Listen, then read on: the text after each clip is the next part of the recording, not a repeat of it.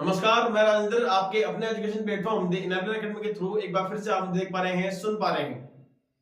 I hope आप सभी लोग स्वस्थ होंगे, मस्त होंगे, तंदुरुस्त होंगे। लास्ट टाइम वीडियो लेक्चर में हम लोगों ने सीक्वेंस एंड सीरीज और प्रोग्रेशन के बीच में जो डिफरेंस होता है उनकी डेफिनेशन को हम लोगों ने देखा, कौन कौन सी बातें हम लोगों ने वहां पढ़ी। उसके बाद में हम लोगों ने प्रोग्रेशन को डिफाइन किया। प्रोग्रेशन के बारे में आप लोगों ने बताया कि प्रोग्रेशन जो होता है सर 3 टाइप का होता है, एपी, जीपी और अपना क्या हो गया, एचपी हो गया। एपी मीनिंग हो गया समांतर श्रेणी यानी कि अरिथमेटिक प्रोग्रेशन, जीपी मीनिंग हो गया ज्योमेट्रिक प्रोग्रेशन यानी गुणोत्तर श्रेणी, एचपी मीनिंग हो गया हरात्मक श्रेणी या फिर हार्मोनिक प्रोग्रेशन। इन सभी चीजों को पढ़ने के बाद में जो 10th क्लास की टॉपिक के अंदर 10th क्लास की बुक के अंदर जो आपके पास सिलेबस गिवन है उसके अकॉर्डिंग आप लोगों को एपी पढ़नी होती है। एपी यानी कि अरिथमेटिक प्रोग्रेशन। उसी टॉपिक में अपन लोगों ने ये चेक किया है कि कोई भी जो सीक्वेंस होगा उस सीक्वेंस को अरिथमेटिक प्रोग्रेशन हम लोग कब कहते हैं। तब आप लोगों ने कहा कि सर कोई भी जो सीक्वेंस होता है उसके जो अल्टरनेट टर्म्स होती हैं, उनकी जो कंजुगेटिव टर्म्स होती हैं, उनके जो क्रमागत पद होते हैं, उनके मध्य का अंतर सभी जगह पर क्या रहना चाहिए, समान रहना चाहिए। अगर सभी जगह पर अंतर जो है वो समान रहता है, उस अंतर को अपन लोग यहाँ पे सार्वंतर या फिर कॉमन डिफरेंस के नाम से जानते हैं। तो अपन लोगों ने इन सब चीजों को वहां पे डिस्कस पहले से कर चुके हैं। आज हम लोग पढ़ने वाले हैं कि एपी का जो एक जनरलाइज जो फॉर्म होता है, एक जो व्यापक पद होता है, वो किस तरीके जनरेट किया जाता है, किस तरीके से अपन को आगे इस टॉपिक को आगे लेकर के चलने वाले हैं। तो उसको अपन लोग आगे बढ़ते हैं, देखना। देखिए शुरू करते हैं। एक बार वापस से टॉपिक का नाम मैं लिख देता हूं। क्या टॉपिक का नाम है अपने पास में? Arithmetic progression. देखना, देखिए अरिथमेटिक प्रोग्रेशन अपन लोग पढ़ रहे हैं। हिंदी में इसको अपन लोग सभी लोगों को पता है कि सर इसको अपन लोग क्या कहते हैं, समांतर श्रेणी। और इसका शॉर्ट फॉर्म जो होता है अपन लोग एपी पढ़ते हैं, हिंदी में भी अपन लोग नोट कर लेते हैं समांतर श्रेणी। देखना, देखिए सभी लोग हम लोगों के पास में लास्ट टाइम हम लोगों ने पढ़ा कि कोई भी जो अरिथमेटिक प्रोग्रेशन होगा वो कब होता है, जब कोई सीक्वेंस उसके जो क्रमागत पद अपने पास दिए हुए होते हैं, उन क्रमागत पदों के मध्य का जो अंतर होता है, उनके बीच का जो डिफरेंस होता है वो हमेशा क्या रहे, इक्वल रहे, कांस्टेंट रहे, सेम रहे। अगर सभी जगह पे सेम रहता है, इक्वल रहता है, तब तो वो जो सीक्वेंस होगा आपका अरिथमेटिक प्रोग्रेशन होगा, अदरवाइज अरिथमेटिक प्रोग्रेशन नहीं होगा। लेट्स सपोज कि अपने पास में कोई सीक्वेंस अपने पास गिवन है, A1 A2 A3 A4 अपने पास में गिवन है, कंटिन्यूअसली अपन लोग चल रहे हैं। तो बताओ nth टर्म अपने पास में क्या होगी, अपने पास में यहाँ पे n हो चुकी है। और उसके लिए अपन लोगों ने कहा कि सर ये अपने पास में क्या होना चाहिए था, एक एपी होना चाहिए। तो एपी होने के लिए आप लोगों ने मेरे को बताया कि सर इनके बीच में जो डिफरेंस है डी, जो इनके जो अल्टरनेट जो टर्म्स आ रहे हैं, इनके जो कंसेक्यूटिव टर्म्स अपने पास में गिवन है, या फिर मान लो इनके जो क्रमागत पद अपने पास दिए हुए हैं, उनमें से इनका जो डिफरेंस है वो सभी जगह पर क्या रहना चाहिए, सेम रहना चाहिए। और उस समय सभी जगह पर जो सेम डिफरेंस होता है उसको अपन लोग सार्वंतर कहते हैं हिंदी मीडियम के अकॉर्डिंग, और कॉमन डिफरेंस कहते हैं इंग्लिश मीडियम के अकॉर्डिंग। तो आप लोग वहां पे मेरे को एक बात कहते हो कि सर A2 - A1 इक्वल क्या होना चाहिए, A3 - A2 इक्वल क्या होगा अपने पास में, A4 - A3। और यदि मान लो कि आगे कंटिन्यू पर लोग बात करें तो ये जो कॉमन डिफरेंस का जो फॉर्मूला बनता है an n माइनस में 1 की फॉर्म में अपने पास आता है। अगर किसी भी सीक्वेंस के लिए आप लोगों के पास में जो ये डिफरेंस है d, जो सार्वंतर आ रहा है, वो यदि सभी जगह पर क्या रहे, सेम रहे। तो पहली प्रॉपर्टी अपन लोगों ने पहली प्रायोरिटी अपन लोगों ने यही दी कि किसी भी सीक्वेंस को किस तरीके से आइडेंटिफाई किया जाए कि वो एपी होगा या नहीं होगा। उसके एपी होने या नहीं होने की जो जानकारी देता है वो कौन देता है, डी चेक करवा के अपन को पता लगता है कि सर जो डी होगा वो आपका एपी होगा या नहीं होगा, इस चीज की जानकारी देता है। अगर सभी जगह पर जो डिफरेंस है वो अगर सेम आता है तब तो आपका एपी होगा, अदरवाइज एपी नहीं होता है। आई होप ये बात आपके लास्ट टाइम में समझ में आ गई होगी। फिर अपन लोगों ने बहुत सारे कुछ ऐसे एग्जांपल किए, उनको चेक किया कि ये एपी होगा या नहीं होगा।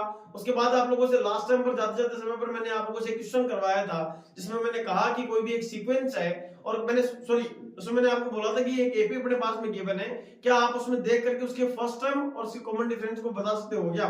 तब आप लोगों ने बहुत इजीली बताया था कि सर सबसे पहले नंबर पे जो लिखा हुआ होगा वो उसका फर्स्ट टर्म होगा, और इन दोनों टर्म्स के बीच का जो डिफरेंस होगा वो अपने पास में डी यानी कि कॉमन डिफरेंस के नाम से उसको जाना जाता है।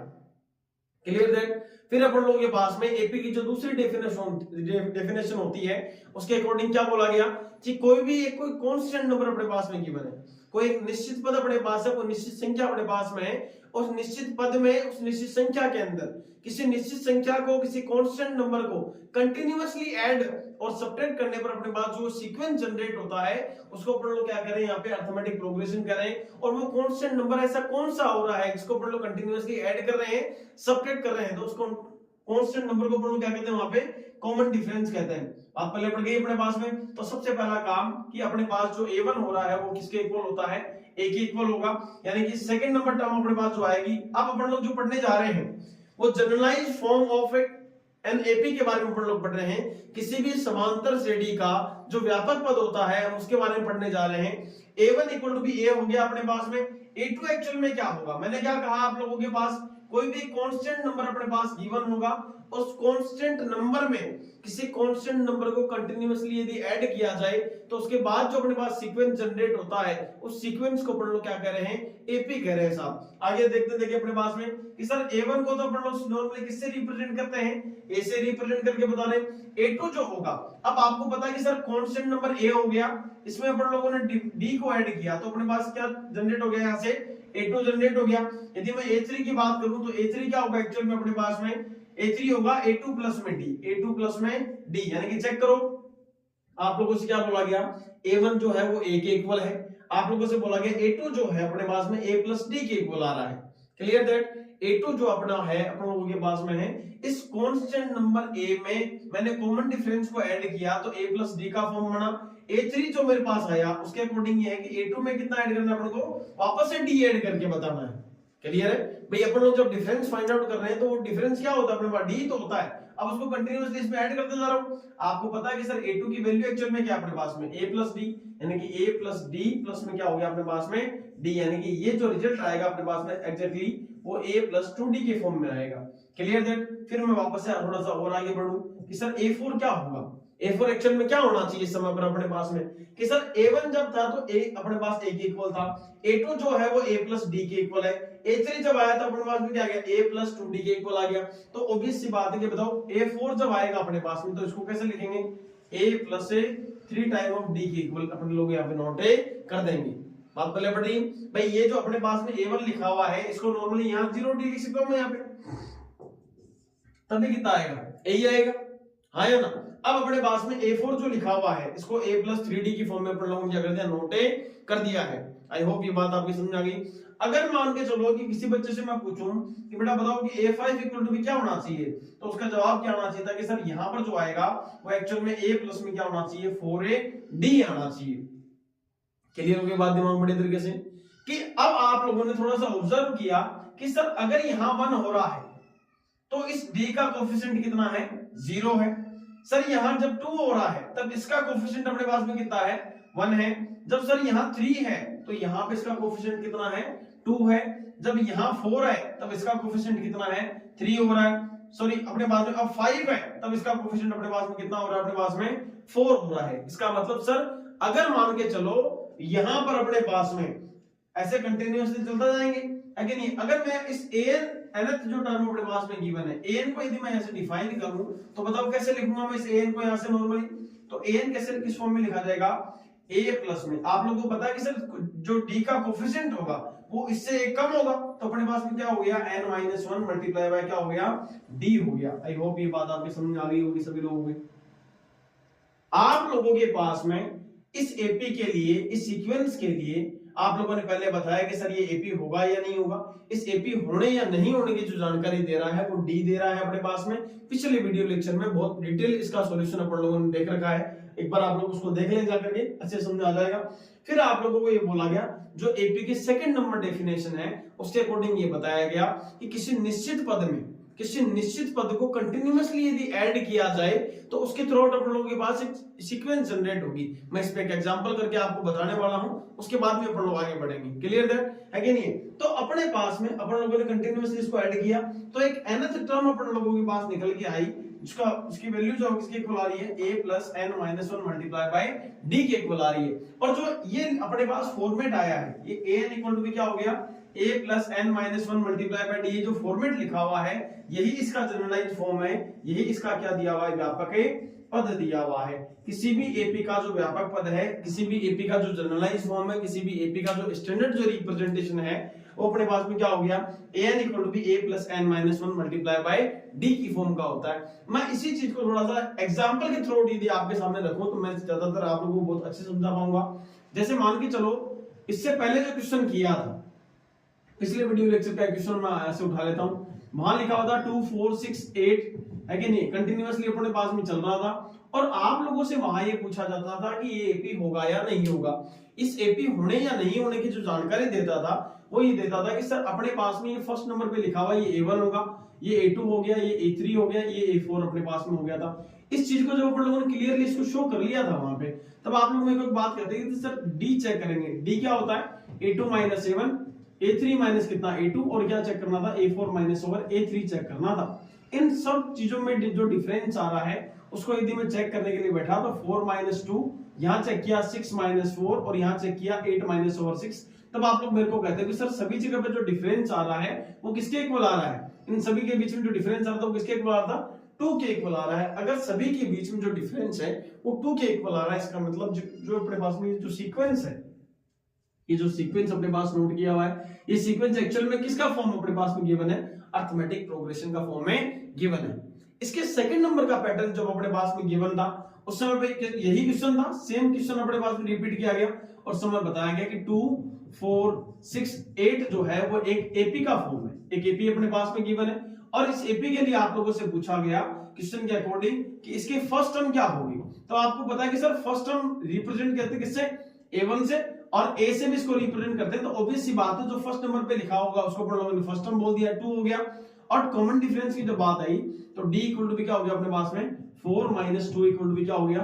2 हो गया। अब इस जगह पे देखो मैंने केवल यहीं से कॉमन डिफरेंस फाइंड आउट किया है, मैं यहां से बारी बारी से फाइंड आउट नहीं कर रहा हूं। क्यों नहीं कर रहा हूं? क्योंकि मेरे को अगले ने क्वेश्चन में पहले से ही कह दिया कि सर ये जो सीक्वेंस है ये ऑलरेडी अपने पास क्या है? एक तरीके का एपी है। और अगले ने यदि एक है ये बात कह दी है ऑलरेडी पहले से कि सर ये एक एपी गिवन है, तो इसको बार बार से इसको वेरीफाई करने की कहीं कोई जरूरत नहीं होती है। आई होप ये बात आपके समझ में आ गई बढ़िया तरीके से, क्लियर हो गई दिमाग बढ़िया। अब आगे बढ़ो, यही क्वेश्चन अब पूछा जा रहा है आप लोगों से कि सर अगर मान के चलो कोई सीक्वेंस या फिर कोई एपी अपने पास इस तरीके से गिवन है और उससे यदि हम ए फाइंड कर सकते हैं और उससे यदि हम डी फाइंड आउट कर सकते हैं, तो क्या बताओ यदि हमारे को ए दे दिया जाए और जो मैंने आप लोगों से डी बोला गया, डी मैं यदि आपको दे दूं, तो क्या आप मेरे को A1 A2 A3 और A4 जनरेट करके बता दोगे क्या?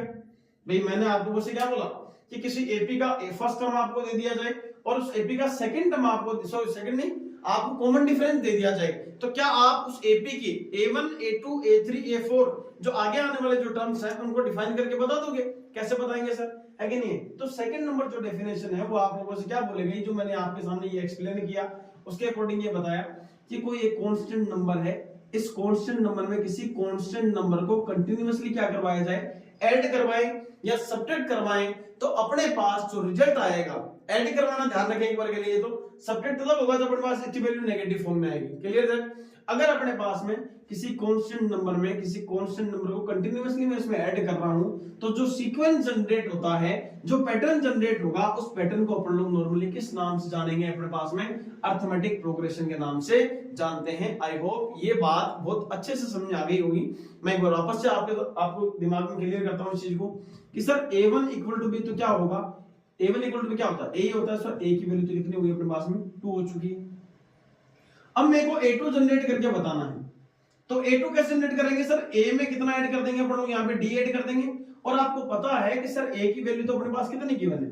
2 है, और जो कॉमन डिफरेंस अपने पास में है वो भी कितना है? 2 है। तो A2 की वैल्यू अपने पास में कितनी आ गई है? 4 आ चुकी है। भाई आप चाहे इससे मेजर कर लो, आप लोग इससे कंपेयर करके चेक कर लो, या फिर आप लोगों के पास में जो सीक्वेंस अपने पास गिवन है इससे चेक कर लो आराम से। अब बात रहेगी सर A3 यानी कि थर्ड टर्म फाइंड आउट करनी है। थर्ड टर्म कब आएगी? भाई मैं यहां से लेकर, जैसे मान लो कि मैं यहां खड़ा हूं, यहां से मैंने पहला स्टेप काउंट किया, तो मैं वहां जो खड़ा था वो फर्स्ट टर्म था, यहां जब मैं खड़ा हूं तो ये सेकंड टर्म पे खड़ा हूं। अब जस्ट आगे जाना है तो मेरे को केवल एक स्टेप बढ़ाना है, और वो एक स्टेप अपने पास में कितना है? अपने पास में D इक्वल टू कितना? 2 इसमें ऐड करना है। तो मेरे को A3 यदि जनरेट करूं तो एक्चुअल में क्या होगा? A प्लस में 2 टाइम ऑफ D हो जाएगा, या फिर मैं इसको A2 प्लस D भी यहाँ पे कह सकता हूं। क्लियर है? कोई बच्चा कहे कि सर A2 प्लस D कैसे कह सकते हैं? भी जाहिर सी बात है आप इसमें तो ऐड करोगे आपको भाई। अब जो नेक्स्ट नंबर पे जो टर्म अपने पास आने वाली है वो इस 4 में तो ऐड किया जाएगा। ऐसे तो है नहीं कि आप इस 2 में ऐड करने बैठ जाओगे। अगर 2 में ऐड करोगे तो ऑब्वियस सी बात है वापस से 4 ही आने वाला है। क्लियर हुई बात दिमाग बड़ी तरीके से? यहां चेक करो A3 जो अपन लोगों ने नोट किया था वो एक्चुअल में क्या नोट किया था? A plus 2 time of D के फॉर्म में नोट किया था। और इसको मैं थोड़ा सा यहां एक्सप्लेन करूंगा तो यहां से रिजल्ट क्या आएगा? कि 2 + 2 × 2 और यहां से जो रिजल्ट आएगा अपने पास कितना हो गया, ये तो 4 हो गया, ये +2 और यहां से रिजल्ट कितना आएगा 6 आएगा। अगर आप इस फॉर्मेट से करोगे तो भी 6 आने वाला है। अगर आप इसके थ्रू आउट करोगे यानी कि a2 की वैल्यू कितनी गिवन है 4 यानी कि d की वैल्यू कितनी गिवन है 2 यानी कि इनका जो रिजल्ट आएगा वो कितना आएगा अपने पास में 6 आने वाला है। सेम इसी पैटर्न के थ्रू आउट आप लोगों से क्या पूछा गया, a4 पूछ लिया गया। a4 एक्चुअल में क्या होगा, a प्लस में 3 टाइम ऑफ d होगा, या फिर यदि बात की जाए तो a3 प्लस में क्या होगा d होगा। यदि इसके थ्रू आउट जनरेट करोगे तो 2 प्लस में कितना होगा 2 × 3 है कि नहीं है, सॉरी अपने पास में इक्वल क्या होगा। और इसके अकॉर्डिंग यदि बात की जाए, पहले इसको सोल्व कर लेते हैं अपने पास में, तो यहां से रिजल्ट कितना आएगा 2 प्लस में 6 इक्वल टू कितना हो जाएगा 8 हो गया। और यहां से रिजल्ट कितना आएगा अपने पास में a3 की वैल्यू कितनी आएगी 6 प्लस में 2 इक्वल टू कितना हो गया अपने पास में 8 आ गया। चेक कर लो दोनों जगह से वैल्यू सेम आने के लिए। तो क्या आप लोग जब a1 की जगह पर ये वैल्यू पुट करोगे, a2 की जगह पर ये वैल्यू पुट करोगे, a3 की जगह पर ये वैल्यू पुट करोगे, a4 की जगह पर यदि ये वैल्यू पुट करोगे, तो आपके पास जो सीक्वेंस है फिर जो एपी जनरेट होगी वो क्या इस तरीके की नजर आएगी क्या, आया ना, क्लियर है। सबसे पहला काम जब अपन लोगों ने एक्सरसाइज नंबर 5.1 के अकॉर्डिंग पढ़ा, तब आप लोगों से बोला जाए कि कोई भी सीक्वेंस यदि गिवन है, भाई पैटर्न तो पता होना चाहिए ना कि आप लोग पढ़ क्या रहे हो। आपके दिमाग को यदि आप लोग ढंग से यदि उसको मैनेज करोगे तो आपको पता होना चाहिए कि कुछ पहले कोई सीक्वेंस दिया होता था सर, तब हमने ये चेक करके बताया कि एपी होगा या नहीं होगा। उस एपी होने या नहीं होने की जानकारी कौन देता है, डी देता है। पहला काम खत्म हो गया साहब। दूसरे काम में आप लोगों ने कहा कि सर कोई एपी अपने को दे दे और सामने वाला पूछे कि इसका फर्स्ट टर्म क्या होगा, कॉमन डिफरेंस क्या होगा, तब आप लोगों ने कहा कि सर पहले नंबर पे लिखा हुआ है ना, इसका मतलब ये फर्स्ट टर्म है, सेकंड नंबर पे लिखा हुआ इसका मतलब ये सेकंड टर्म है, थर्ड नंबर पे लिखा हुआ इसका मतलब ये थर्ड टर्म अपने पास हो गई है। फर्स्ट टर्म को ऑब्वियसली किससे रिप्रेजेंट कर रहे हैं, a1 से, सेकंड टर्म को a2 से, थर्ड टर्म को a3 से, फोर्थ टर्म को अपने पास में a4 से डिनोट कर रहे हैं। डिफरेंस की बात करें तो d क्या होगा, एक्चुअल में 4 - 2 = 2 आ गया। एपी गिवन है, अगले ने क्वेश्चन में साफ साफ शब्दों में कहा है कि ये एक एपी है, और एपी है तो जाहिर सी बात इसको बार बार इसे चेक नहीं करना है, नहीं करना है, नहीं करना है। कान खोल के सुन लिया सब लोगों ने।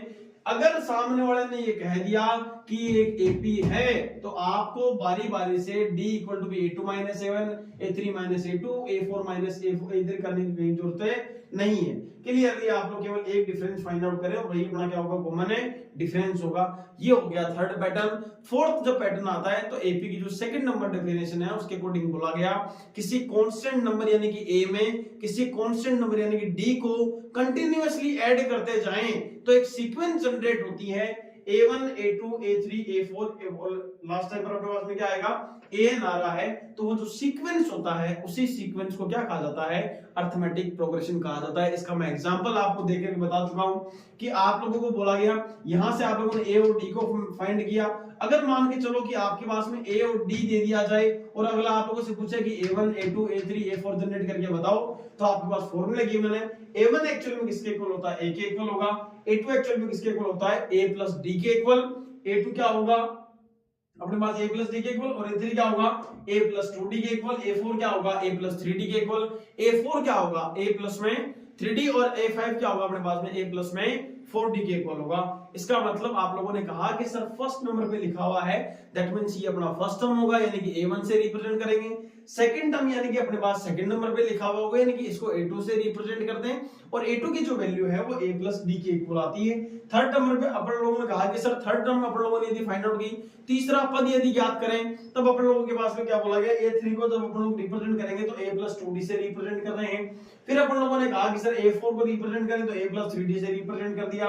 तो इसका मतलब क्या हो गया, सर पहले नंबर पे तो लिखा हुआ पहला पद, दूसरे पे लिखा हुआ है दूसरा, तीसरे पे लिखा हुआ है तीसरा पद, चौथे पे लिखा हुआ है चौथा पद। अगर पांचवें नंबर पे लिखा हुआ है तो वो आपका फिफ्थ टर्म होगा, पांचवा पद होगा। आई होप ये बात समझ आ रही है आपके दिमाग में बड़े तरीके से।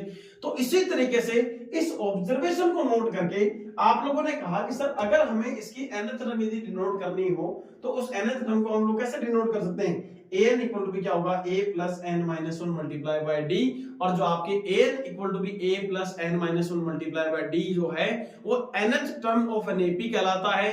किसी भी समांतर श्रेणी का nवां पद ज्ञात करने का सूत्र अपने पास दिया हुआ है, और ये जो रिजल्ट अपने पास समय आया इसी रिजल्ट को किसी भी समांतर श्रेणी का व्यापक पद कहते हैं। इसको इसका जनरलाइज्ड फॉर्म अपन लोग यहाँ पे नोट करके बताते हैं। आई होप ये बात आपके समझ आ गई होगी। अब मैं आप लोगों को थोड़ा सा बता देता हूं कि इसमें जो an होता है, इसमें जो आप लोगों का an होता है वो उसको अपन लोग क्या बोलते हैं, nth टर्म। क्या बोलते हैं अपन लोग यहाँ पे, nth term of n AP, यानी कि किसी भी समांतर श्रेणी का nवा पद।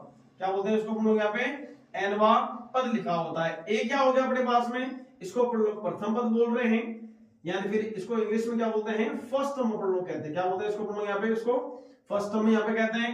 डी जो होता है इसके बारे में आप सभी लोग जानते हो कि इसको अपन लोग क्या कहते हैं, सार्वय अंतर कहते हैं। क्या बोलते हैं हम लोग इसको यहाँ पे, सार्वय अंतर कहते हैं, कॉमन डिफरेंस को कहते हैं। और जो एन होता है ये क्या होता है, नंबर ऑफ टर्म्स। क्या होता है अपन लोगों के पास में, नंबर ऑफ टर्म्स अपने पास होता है, यानी कि n belongs to natural number, यानी कि जो आपका पदों की संख्या होगी वो आपके पास हमेशा प्राकृत संख्याओं से रिलेटेड होनी चाहिए। ये जो n belongs to natural number है ये इंपॉर्टेंट ध्यान रखना। दूसरी बात और क्या ध्यान रखनी है, किसी भी एपी का जो सार्वंतर होता है, किसी भी समांतर श्रेणी का जो सार्वंतर होगा, किसी भी एपी का जो कॉमन डिफरेंस होता है वो आपका पॉजिटिव भी हो सकता है, आपका नेगेटिव भी हो सकता है और आपका जीरो भी हो सकता है। बात पहले बढ़ रही है। आप लोगों से डायरेक्टली ये क्वेश्चन ऑब्जेक्टिव क्वेश्चन में बोर्ड एग्जाम में पूछा जा सकता है कि किसी भी समांतर श्रेणी का जो सार्वंतर होगा, पहले ऑप्शन में दे देगा धनात्मक, दूसरे ऑप्शन में देगा ऋणात्मक, तीसरे ऑप्शन में देगा जीरो और फोर्थ नंबर ऑप्शन में क्या कह देगा, ऑल ऑफ दी अबव, या फिर अपने पास में सभी, ऐसा कुछ करके ऑप्शन दे देगा। उस ऑप्शन में आप लोगों को सभी ऑप्शन क्या करना है, टिक करना है। कान खोल के सुन लेना सारे के सारे। किसी भी समांतर श्रेणी का जो सार्वंतर होता है वो धनात्मक, ऋणात्मक और जीरो हो सकता है। बात पहले बढ़ गई। उसके अलावा इसमें जो n होता है, यानी कि पदों की संख्या जो होती है वो हमेशा प्राकृत संख्या से रिलेटेड होनी चाहिए, यानी कि n belongs to be natural number. यानी कि नेचुरल नंबर कहां से स्टार्ट होते हैं, जो अपने पास काउंटिंग नंबर होते हैं 1 2 3 4 5 6 7 8, जो इतने भी नंबर अपने पास में गिवन है वो सारे के सारे नंबर अपने पास में क्या होते हैं, नेचुरल नंबर होते हैं। यानी कि जो n की वैल्यू आएगी वो एकदम परफेक्ट नंबर होगा, उसकी वैल्यू कभी जीरो नहीं आएगी, उसकी वैल्यू कभी फ्रैक्शन में नहीं होगी, उसकी वैल्यू कभी भी क्या नहीं होगी, नेगेटिव फॉर्म में नहीं होगी। आई होप ये बात आपके पल्ले पड़ गई होगी, बात समझ आ गई है। अब कुल मिलाकर के बात ये आ गई कि सर ये व्यापक पद है, ये जनरलाइज फॉर्म है, इसको अप्लाई कैसे करें, है कि नहीं। मैन मुद्दा यही तो अपने पास में है कि अपन को पता नहीं होता कि सर हम इसको अप्लाई कैसे करें, तो हम लोग अब इसको क्या करेंगे, अप्लाई करना सीखेंगे। आप लोगों को मैं फिर से बता देता हूं कि किसी भी फॉर्मूले को यदि क्रैक करना है, उस पर क्वेश्चन का पैटर्न समझना है, तो आपको पहले उस फॉर्मूले को समझना होगा। ध्यान दें इस चीज को लेकर के। आप लोगों से बारी बारी से कहा जा रहा है जितनी भी बार क्वेश्चन करें उतनी बार इस फॉर्मूले को अपनी नोटबुक में, अपनी रफ नोटबुक के अंदर जरूर नोट करें। आप लोग जो रायता फैलाने वाले हो मैं उसके बारे में डिस्कस कर देता हूं।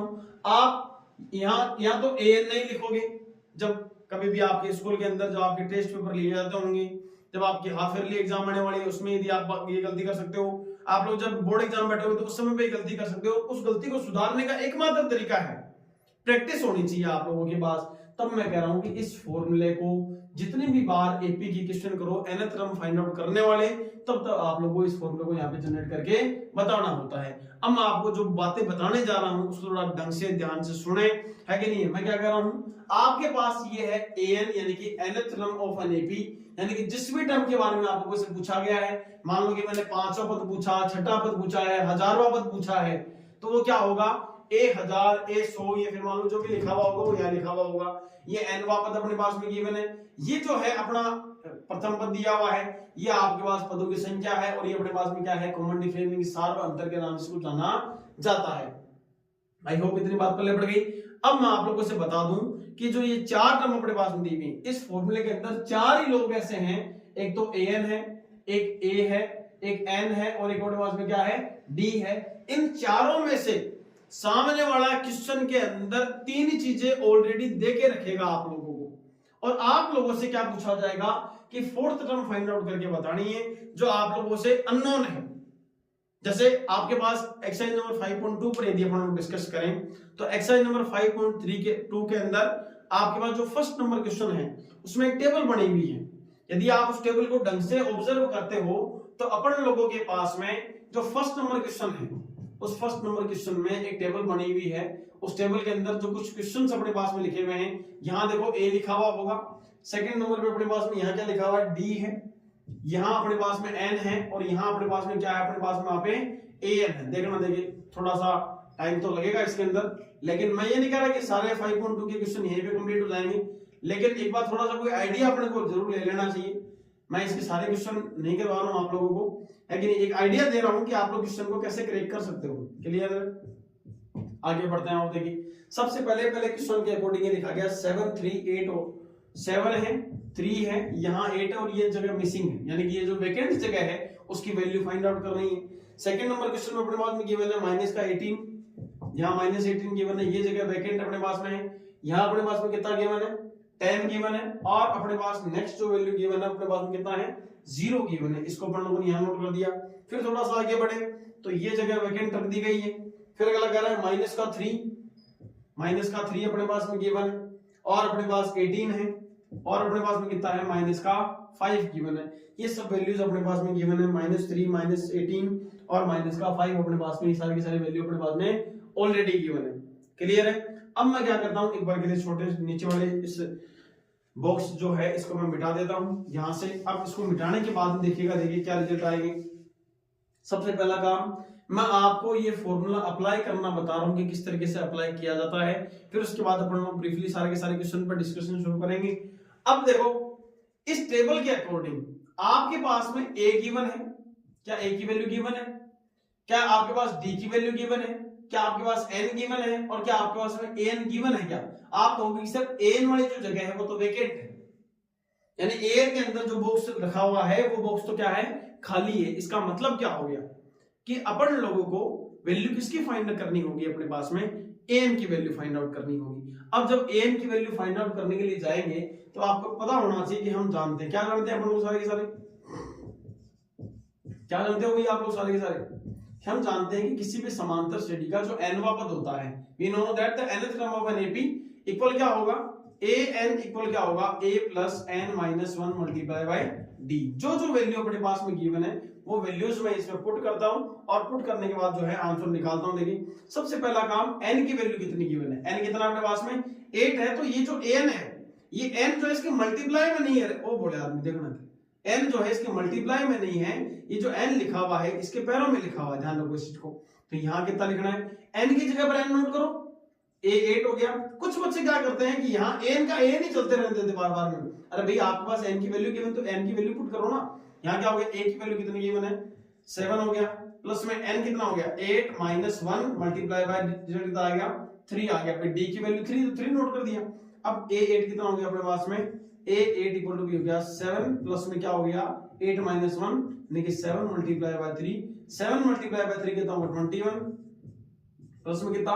7 यानी कि a 8 कितना हो जाएगा अपने पास में? 28 हो जाएगा। बोलो बात मिलने पड़ेगी क्या? यानी कि 8th टर्म जो होगी, यानी कि कोई भी एक ऐसा एपी है जिस एपी के अंदर उसका फर्स्ट टर्म 7 है, कॉमन डिफरेंस आपके पास 3 है, और जो आपके पास n जो वैल्यू है यानी कि नंबर ऑफ जो टर्म्स अपने पास में गिवन है वो 8 है। इसको यदि अपन लोग सोल्व करते हैं तो अपने पास में a8 पूछा गया है, यानी कि फर्स्ट नंबर पे लिखा हुआ तो फर्स्ट टर्म, सेकंड नंबर पे सेकंड टर्म, थर्ड नंबर पे थर्ड टर्म और फोर्थ नंबर पे वाला फोर्थ टर्म। यानी कि अगर 8th पोजीशन पर अपन लोग पहुंचेंगे तो वहां कोई ना कोई अपन को टर्म देखने को मिलेगी, और उस टर्म की वैल्यू अपने पास में एक्चुअल में कितनी आ रही है? वहां पे 28 आ रहा है। यानी कि इस पोजीशन पर इस बॉक्स के अंदर अपन को कितना नोट करना चाहिए था? 28 नोट करना चाहिए था। आई होप ये बात आपके समझ में आ रही होगी। क्लियर है? थोड़ा सा और आगे बढ़ते हैं। फिर अपन लोग देखो, देखिए इस क्वेश्चन को सोल्व करने बैठे सेकंड नंबर क्वेश्चन को, तो आप लोग मेरे को ऑब्जर्व करके बताते हैं सर a तो कितना है अपने पास में? a इक्वल टू कितना गिवन है ऑलरेडी अपने पास में? माइनस का 18 गिवन है सर। d इक्वल टू भी चेक करो सर, d तो मिसिंग है, यानी कि d के आगे क्वेश्चन मार्क का सिंबल लगा दूं एक बार के लिए। फिर मैंने चेक किया n इक्वल टू कितना अपने पास में? n इक्वल टू भी सर अपने पास में कितना गिवन है? 10 गिवन है। फिर थोड़ा सा अपन लोग आगे बढ़े तो सर an इक्वल टू भी ऑलरेडी अपने पास में कितना गिवन है? an जो है वो अपने पास कितना गिवन है? अपने पास में 0 गिवन है। सारी जितनी भी वैल्यूज अपने पास थी उन सभी को अपन लोग नोट कर दिया, और आप लोग कहते हो सर हम लोगों को पता है कि सर an जो होता है वो एक्चुअल में क्या होता है? a plus n minus 1 multiply by d, और वैल्यू पुट करना शुरू करो। देखिए अपने पास में n की वैल्यू कितनी गिवन है? यानी कि a9 अपने पास में है इक्वल क्या अपने पास में? यानी कि देखो एक बात हो, इसमें अंदर आप लोग थोड़ा सा और क्लियर कर लो अपने दिमाग को। an की वैल्यू तो गिवन है अपने पास ऑलरेडी, an कितना पुट करना है? 0। a की वैल्यू कितनी गिवन है? माइनस का 18 प्लस ओवर n माइनस 1, यानी कि n की वैल्यू कितनी थी? 10, यानी कि माइनस, सॉरी यहाँ कितना लिखना आप लोगों को? यहाँ पे 10 माइनस और 1 मल्टीप्लाई बाय कितना हो गया अपने पास, डी की वैल्यू कितनी है, डी तो है ही नहीं अपने पास, डी तो मेजर करना है, फाइंड करके बताना है। तो अब देखो यहां से रिजल्ट कितना आ गया, 0 equal minus over 18 plus over 9 multiply by D. इस 18 को ट्रांसफर करो, पक्षांतरण करो, तो 18 बराबर कितना हो गया 9 गुना डी, और डी बराबर कितना हो जाएगा 18/9, यानी कि कैंसिल आउट करेंगे तो आंसर कितना आ रहा है 2 आ रहा है। आप लोगों ने कहा कि सर इस फर्स्ट के जो सेकंड नंबर पार्ट वाला क्वेश्चन है उसमें आप लोग हमें बताते हो कि सर ए तो गिवन है माइनस का 18 है, डी अपन को फाइंड करके बताना था, एन की वैल्यू 10 है और एन अपने पास में कितना गिवन है 0 गिवन है। अगर हम लोगों ने इन सभी वैल्यूज को अगर इसमें पुट किया तो अपने पास जो कॉमन डिफरेंस निकल के आया उसकी वैल्यू कितनी आई है 2 आई है। क्लियर हुई बात। अब जो ये 2 अपने पास आया है इसी को अपन लोगों ने आगे मेजर करके यहाँ पे क्या कर देंगे नोटे कर देंगे। क्लियर हुई बात, समझा गई। अब नेक्स्ट अपने पास में क्या है मैंने कि यहां देखो मैंने आप लोगों से क्या कहा था कि फॉर्मूले के अंदर एक एन होगा, एक ए होगा, एक एन होगा, एक अपने पास में क्या होगा डी होगा, और इन सभी चीजों को यदि आप इकट्ठा करोगे तो आपके पास 4 चीजें हैं। क्वेश्चन में सामने वाला आपको ऑलरेडी 3 चीजें दे के रखेगा और उन तीनों चीजों के आधार पर अपन लोगों को क्या करना है, जो चौथी चीज जो मिसिंग है उसमें से चाहे वो एन हो सकता है, वो आपका ए हो सकता है, वो आपका एन हो सकता है, वो आपका डी हो सकता है, जो भी अननोन वैल्यू अपने पास में गिवन है उसको अपन लोग क्या करेंगे फाइंड कर लेंगे। इस किसके थ्रू आउट फाइंड कर लेंगे, ये जो जनरलाइज फॉर्म अपने पास लिखा हुआ है इसके थ्रू आउट क्या कर लेंगे फाइंड आउट कर लेंगे। आई होप आज के द्वारा जो ये पढ़ाया गया है किसी भी समांतर श्रेणी का एनवां पद जो है वो किस तरीके से जनरेट करते हैं है कि नहीं, उसका व्यापक पद क्या होता है, जनरलाइज जो फॉर्म होता है वो क्या होता है, सब चीजों को लेकर के हम लोगों ने डिस्कशन शुरू किया था। फॉर्मूले को पढ़ा, फॉर्मूले में क्या क्या नोटेशंस होती हैं, कौन कौन सी चीजें हैं, किस तरीके से इसको अप्लाई करेंगे, इन सब चीजों के बारे में सीख लिया है। इसके अंदर जो इंपॉर्टेंट बातें हैं वो 2 थी अपने पास में। एक तो किसी भी एपी का जो कॉमन डिफरेंस होता है वो आपका क्या होता है पॉजिटिव, नेगेटिव और 0 हो सकता है। उसके साथ साथ में अपने पास में किसी भी एपी के लिए जो नंबर ऑफ टर्म्स होते हैं यानी कि जो एन की वैल्यू होती है वो हमेशा किससे बिलोंग होनी चाहिए, नेचुरल नंबर से बिलोंग अपने पास में करनी चाहिए थी। नेक्स्ट वीडियो लेक्चर के अकॉर्डिंग अपन लोग एक्सरसाइज नंबर 5.2 के जितने भी क्वेश्चन हैं जो कि इस कंप्लीट इस फॉर्मूले पर बेस्ड आप लोगों के हैं उनको अपन लोग सॉर्ट आउट करेंगे, उनको अपन लोग सॉल्व करेंगे। तब तक के लिए अगले एकेडमी के साथ जुड़े रहिए, बने रहिए। जय हिंद, जय भारत, थैंक यू।